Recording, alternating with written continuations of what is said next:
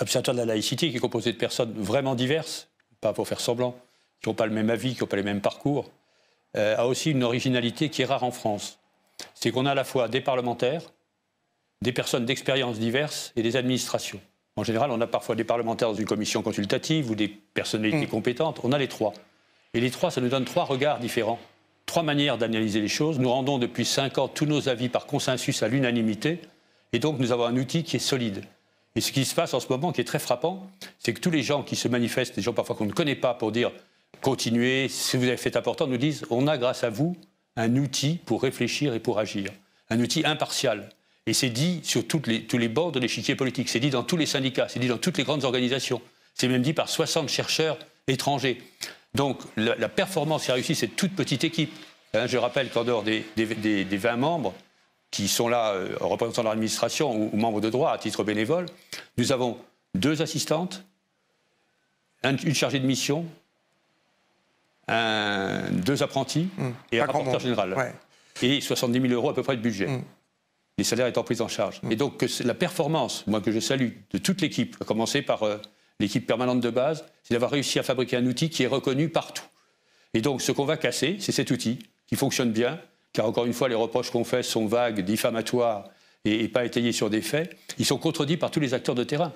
Sur France Inter, vous pouvez aller dans des endroits où on est allé, demander ce que les gens en pensent. Ils ont gardé des grands souvenirs. On est très souvent applaudis, c'est émouvant. En disant, grâce à vous, on comprend quelque chose à la laïcité. On a un outil solide. On n'est pas forcément d'accord avec tout ce que vous dites, mais on a les éléments pour comprendre.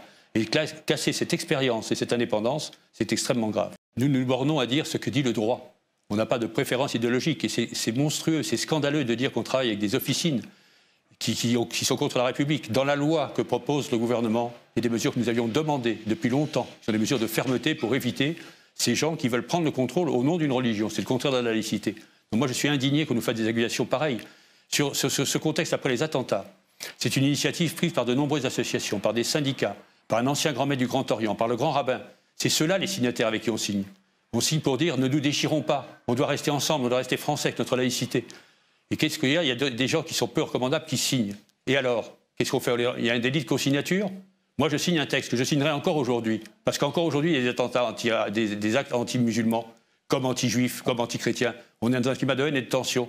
Et ce qu'on voulait à l'époque et ce qu'on veut toujours, c'est empêcher cette tension, cette haine. Quand je dis la France n'a pas de problème avec sa laïcité, je m'excuse, je le redis 3 fois plutôt qu'une. La laïcité est un trésor républicain. Elle apporte des solutions parce qu'elle propose des solutions universelles, un équilibre entre les libertés que nous avons, nous, de croire et de conviction, et le bon fonctionnement collectif. Antoine, quand vous avez contacté, qu'est-ce qu'ils vous ont dit? Donc évidemment, on sollicite ces personnes avant de publier notre enquête. On fait ça dans tous les sujets, c'est une règle évidemment de base. Et on les contacte quand on a des informations qui sont consolidées, recoupées auprès de plusieurs sources. Et là, ce qui est intéressant, c'est qu'on voit dans les 3 personnalités qu'on a des cas de figure très différents et des logiques de réponse, voire des stratégies de réponse divergentes. Franck Louvrier, c'est un cas à part, c'est la personne qui n'a pas voulu nous répondre. C'est-à-dire qu'on l'a sollicité, relancé, relancé à de nombreuses reprises, avant et même après la publication de l'article. Et Franck Louvrier ne répond pas à Mediapart. Il a fait simplement hier un démenti qui est extrêmement sibyllin et faible à Ouest France, qu'il a diffusé sur sa page Facebook en disant « Je dément formellement avoir participé à un repas clandestin. » Mais nous, évidemment, on a des questions à poser à Franck Louvrier. Est-ce que vous avez mangé? Oui ou non? Comme nous l'assurent des sources extrêmement fiables à l'adresse du chef. En gros, lui, il dit que c'est pas illégal, quoi. Oui, voilà. Et, en fait, il joue sur les mots dans ce démenti. On voit bien qu'il ne veut pas aller plus loin et rentrer dans la précision. Pour Brice Hortefeux, c'est autre chose. Brice Hortefeux, c'est la puissance invitante dans le déjeuner avec Alain Duhamel. Et c'est lui qui finalement, alors qu'un déjeuner professionnel était prévu au siège des Républicains rue de Vaugirard avec Alain Duhamel, finalement se dit ce serait un peu mieux, un peu plus confortable, voire plus à la hauteur de la personnalité que je reçois, de l'inviter dans ce club privé, etc. Et donc Brice Hortefeux, lui, il plaide la bonne foi. Il dit, en fait, la personne qui m'a recommandé d'aller au club de Christophe Christophe Leroy m'a dit que c'était parfaitement légal. Et moi, ancien ministre de l'Intérieur, eh bien, j'ai considéré que peut-être ça l'était effectivement. Et donc, j'ai mesuré finalement l'ampleur ou la gravité de ce que j'ai fait simplement au moment de la publication du reportage d'M6 où un collaborateur est venu me voir affolé en disant, vous voyez, monsieur le chef en question, bah, c'est là où vous avez été. Alain Duhamel, pour sa part, lui, il explique qu'il a été piégé. C'est-à-dire qu'il devait déjeuner avec Brice Hortefeux et que du jour au lendemain, on lui a changé le lieu de rendez-vous et qu'il était tellement perturbé, dérangé par la manière dont ça avait été amené et puis le lieu dans lequel il s'est retrouvé, qu'en sortant du rendez-vous, il en a raté son Uber, il s'est trompé de véhicule, au bout de 300 mètres, il s'en est rendu compte, mais qu'il n'a pas voulu faire d'esclandre, finalement. Et donc, moi, ce que je trouve le plus étonnant dans sa position, c'est que jusqu'à ce que Mediapart le sollicite, il n'en a rien dit. C'est une question de volonté politique. Emmanuel Macron n'a jamais eu l'écologie dans son radar politique. C'est un néolibéral. Les néolibéraux, en ce moment, deviennent de plus en plus autoritaires parce que le néolibéralisme fait de moins en moins de gagnants. Et c'est d'ailleurs la force aujourd'hui de cette classe écolo qui monte, hein, que verbalise François Ruffin ou Bruno Latour, c'est que cette classe écolo, elle est aujourd'hui transclasse sociale. C'est-à-dire que même les gens qui sont dans les 30% qui vivent encore correctement en France, je ne parle même pas des 9 millions de personnes qui sont sous le seuil de pauvreté, même ceux-là sont dans l'incapacité de se dire que dans 10 ans, ça ira toujours bien pour eux, s'il leur arrive un petit pépin, et ils sont dans l'incapacité totale de dire que leurs enfants pourront vivre bien. Entre le PS et vous, il n'y a pas de différence de vue sur les questions républicaines. Il n'y a pas d'homogénéité au Parti socialiste sur ces questions-là. Enfin, on l'a revu avec leur campagne régionale en Ile-de-France. Il n'y a pas d'homogénéité au Parti socialiste sur ces questions-là. Donc moi, je les laisse à leur problème. C'est leur problème historique. Comment le Manuel Valls a fracturé le PS sur cette question-là, c'est leur problème. Nous savons où nous habitons, nous n'avons pas à aller jouer sur le terrain de l'extrême droite, nous n'y gagnerons pas. Ma maxime, qui est de dire ne vous battez pas avec un cochon, tous les deux finiront dans la boue, et lui, il aime ça. C'est vrai. Donc moi, ce qui m'importe aujourd'hui, c'est d'exprimer de la solidarité. Quand les maires écolos sont attaqués, je leur dis no stress. Ça a été le cas pour moi en 2014. À l'époque, j'étais seul, c'était peut-être moins visible, mais nous traversons, nous savons où nous allons. Et ce que je peux dire, et mon témoignage, c'est que l'exercice du pouvoir écologiste n'a pas suscité d'effondrement. À Grenoble, le bassin d'emploi, c'est le deuxième taux de chômage le plus faible de France. Donc l'économie ne s'est pas effondrée. Et nous avons été les seuls sortants parmi les 25 premières villes de France à gagner des voix entre 2014 et 2020. Nous avons gagné au premier tour 30% de voix. Tous les autres sortants, ceux qui ont perdu évidemment, mais même ceux qui ont gagné, ont perdu des voix, y compris ceux qui sont passés au premier tour, et pour l'essentiel des villes, ont perdu plus de 30% de leurs voix. Donc l'exercice du pouvoir, le message que je viens porter chaque week-end dans les régions, l'exercice du pouvoir écolo, ça ne veut pas dire que les gens ils sont d'accord avec tout ce que nous faisons, loin s'en faut, ça ne veut pas dire qu'on a la solution à tout, mais le cap, il est valide. La démocratie est un entraînement et on n'est pas dans un modèle de démocratie directe. Moi, je n'ai jamais prôné la démocratie directe. La démocratie représentative s'articule avec une démocratie locale, riche. C'est ça qui permet de piloter les biens communs de façon collective, les comités d'usagers de l'eau, du chauffage urbain. C'est ça qui permet de remettre dans un giron public les parkings, qui permet de gérer les communs. Avec les membres, les habitants du territoire. Voilà. Après, le leader politique, il a quelques fonctions quand même. C'est pas juste, on n'est pas une équipe où il y a tiens, tu passes goal volant et puis je ferai arrière droit et tu vas passer, même si tu t'appelles un cité avant-centre, tu vas faire arrière droit le mois prochain. Donc le leader politique, il a quelques fonctions centrales. Il y en a une, c'est de combiner les imaginaires de chacun. Il faut respecter cette diversité, j'y suis très attaché. La combiner en créant du commun. Une vision partagée à partir de cette diversité. C'est ce qui peut se passer sur la pub. Ça appartient à plein d'imaginaires différents et pourtant il y a consensus sur la suppression de la publicité.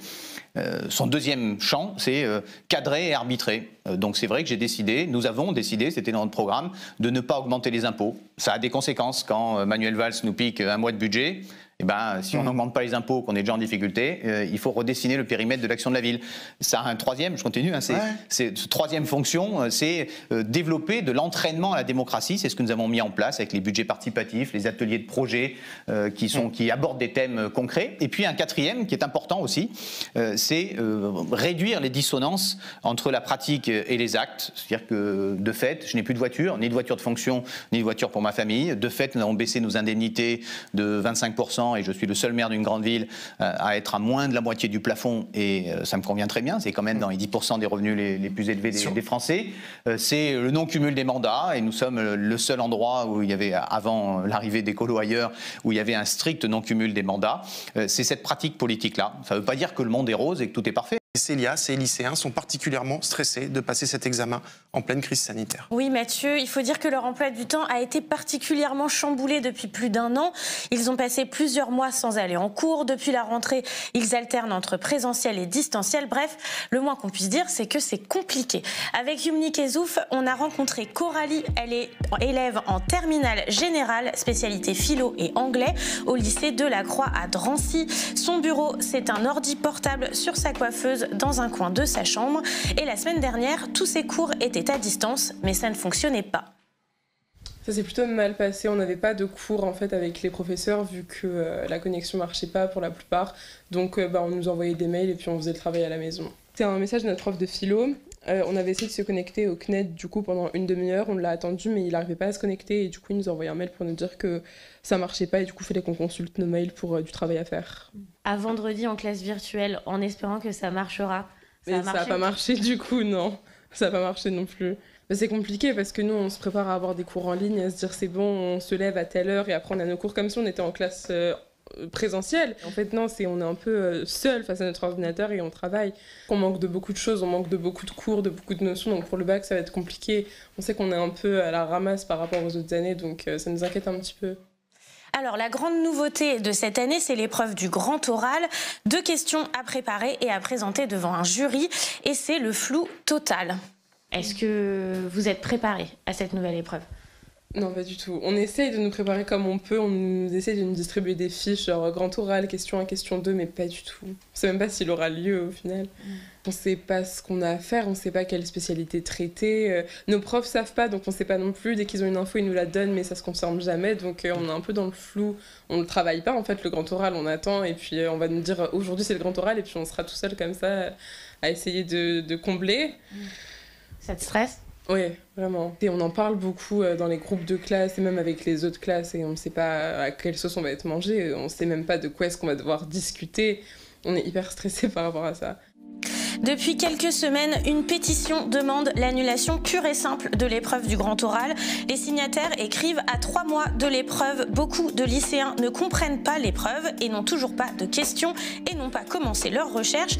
Ils déplorent aussi que les informations sont différentes entre les lycées qui ne possèdent pas les mêmes moyens. Nous sommes dans le flou, nos professeurs également. Nous nous sentons abandonnés. J'ai signé la pétition. Personnellement, je trouve que c'est une pétition qu'il faut mettre en œuvre et il faut la faire monter. J'ai envie d'avoir un avenir plus tard et pas d'avoir un 0 parce que le grand oral, on sait que même si les profs vont être plus ou moins indulgents, on sait que ça va pas être très glorieux et pour les vœux sur Parcoursup, il faut avoir les meilleures notes, c'est un peu un concours donc il faut pas que le grand oral ait lieu si on veut avoir nos licences, etc.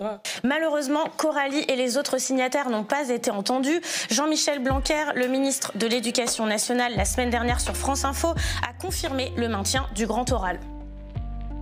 L'épreuve de baccalauréat à l'écrit en philosophie a vocation à être passée, de même que celle du grand oral.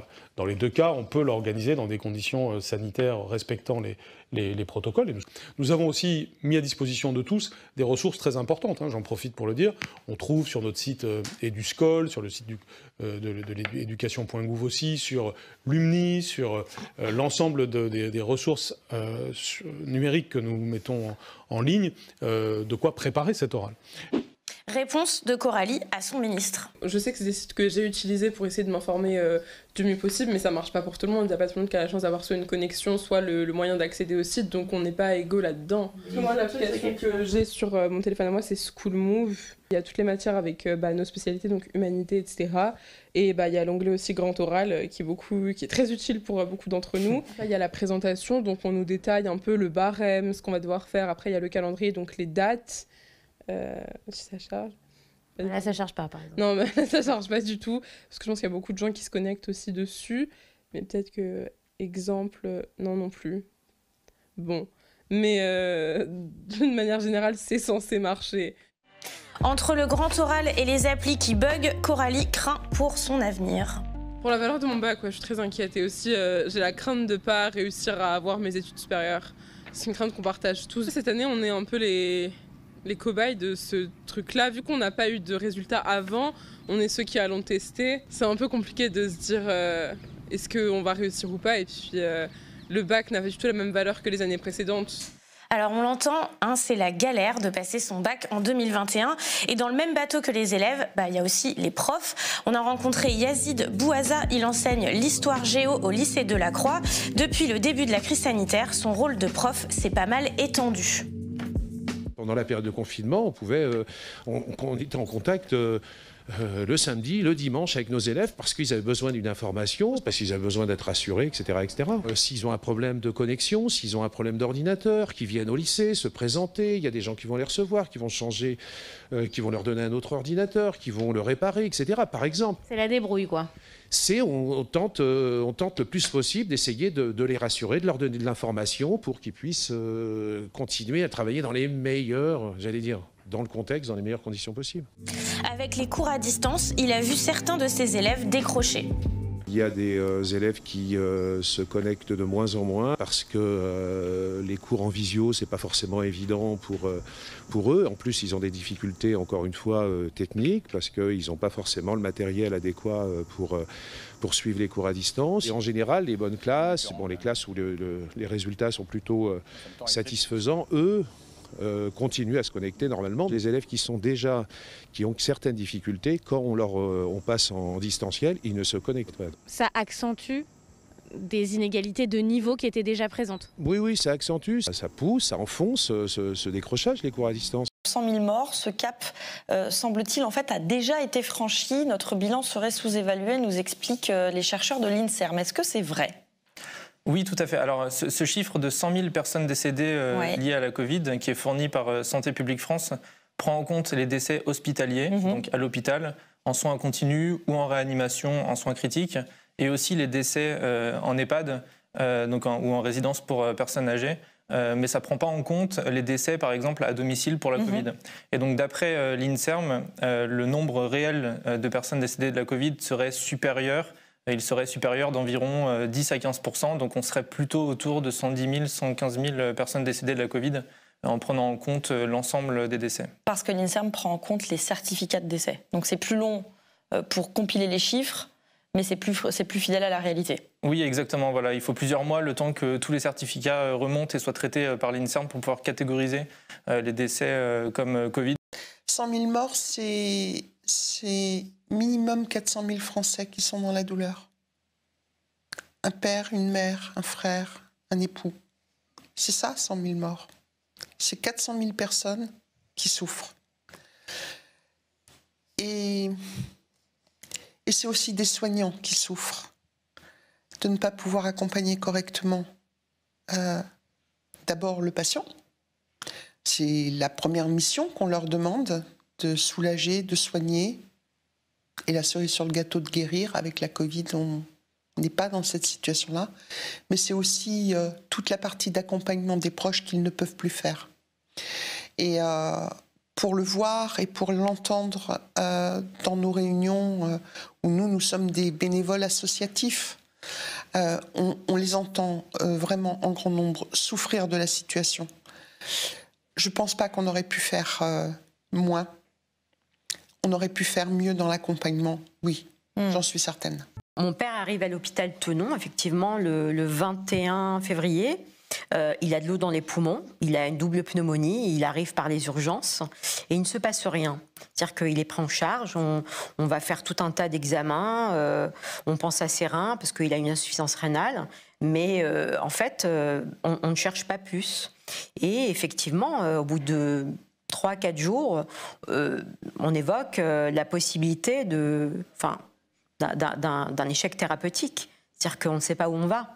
Donc il faut attendre 6 jours pour sans test. Sans test Covid, parce que on ne revenait pas de Chine, on était focalisé sur Wuhan. Le virus est arrivé par les urgences. Tout le monde guettait le patient zéro, il est arrivé, on l'a raté.